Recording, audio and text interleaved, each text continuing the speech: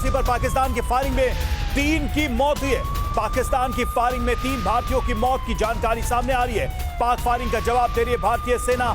7 भारतीय नागरिक पाकिस्तानी हमले में घायल हुए हैं। तो ये बड़ी जानकारी हम आपको दे रहे हैं। जिस तरीके से एलओसी के पास लगातार पाकिस्तान की तरफ से फायरिंग की जा रही है, उससे जुड़ी ये बड़ी खबर इस वक्त की। सुमित, क्या जानकारी मिल रही है? और देखिए, बिल्कुल अब तक पाकिस्तान की तरफ से स्मॉल आर्म्स से फायर की जा रही थी, लेकिन भारत के स्ट्राइक्स के बाद पाकिस्तान जो अपनी हैवी आर्टिलरी है उनका इस्तेमाल कर रहा है। और ये वो इलाके हैं जहां पर जो भारत के इलाके हैं जहां पर लगातार एलओसी पे घनी आबादी वाले इलाकों को टारगेट किया जा रहा है। कहा जा रहा है कि 155 mm की आर्टिलरी से भी लगातार अटैक्स किए जा रहे हैं, सीज फायर वॉयलेशन किया जा रहा है, जिसमें करीबन 3 सिविलियंस जो हैं उनके मारे जाने की खबर भी सामने आई है और कई इंजर्ड की भी खबरें लगातार आ रही है। यानी पाकिस्तान अब सिविलियन एरियाज को टारगेट कर रहा है, वो लगातार उन इलाकों को टारगेट कर रहा है जहां पर घनी आबादी वाले इलाके हैं। तो आप मानिए कि पाकिस्तान में पैनिक तो है ही, लेकिन पाकिस्तान दोबारा से उसी स्ट्रैटेजीज पर अपना गया है, उसी स्ट्रैटेजीज को अपना रहा है कि वो सिविल एरियाज को अब टारगेट कर रहा है।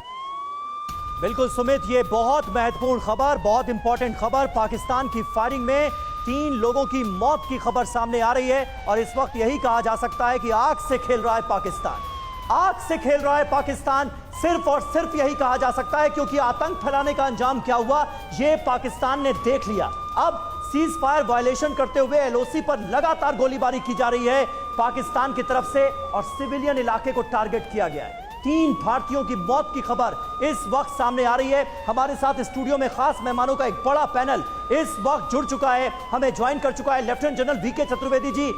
शुरुआत आपसे करूंगा और सबसे पहले आपका पहला रिएक्शन ऑपरेशन सिंदूर को लेकर।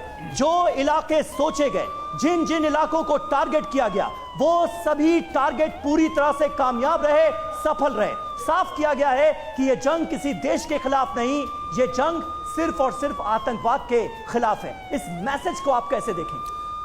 समीर, बिल्कुल सही आपने एनालाइज किया है। ऑपरेशन सिंदूर हमारी जो जीरो टॉलरेंस पॉलिसी है आतंकवाद के खिलाफ, उसके तहत किया गया है, आतंकी कैंपों में किया गया है। उसके अलावा जो हिजबुल मुजाहिदीन और जैसे मोहम्मद और लश्कर तोयबा के जो हेडक्वार्टर्स थे वहाँ पर किया गया है। और इसको देख कर अगर मैं सोचता हूँ तो जब पाकिस्तान इतना कहता है कि हम तो आतंकवाद से सबसे ज़्यादा सफ़र कर रहे हैं, तो उसको तो आज भारत का धन्यवाद देना चाहिए कि हमने उन टेररिस्ट कैंपों को जो वो नहीं कर पाता था उनको डिस्ट्रॉय किया है। और दूसरी बात मैं कहूँगा, हमने एयर स्पेस को 99.9% में जो अभी समझता हूँ शायद वायलेट नहीं किया, अपने इलाके से इनको अटैक किया है। स्कैल्प मिसाइल या हैमर मिसाइल्स का यूज़ किया है और केवल टेररिस्ट के ठिकानों को मारा है। कोई मिलिट्री टारगेट को नहीं एंगेज किया, कोई सिविलियन टारगेट को एंगेज नहीं किया है। और इसके तहत और पूरे विश्व को बताया है, हमारे नेशनल सिक्योरिटी एडवाइजर धोवल साहब ने अमेरिका को, यूके को और सऊदी अरबिया इन सबको इन्फॉर्म किया है। और मैं सोचता हूँ जब तक एक हमारी मिनिस्ट्री ऑफ डिफेंस की ब्रीफिंग या मिनिस्ट्री ऑफ एक्सटर्नल अफेयर्स की ब्रीफिंग 10 बजे जो ड्यू है, तब तक हम लोग कोई भी प्रकार की अफवाहों को नहीं माने और केवल जो भारतीय आधिकारिक सूत्रों से जो खबर आती है उस पर विश्वास करें। और भारत एक बहुत शक्तिशाली देश है।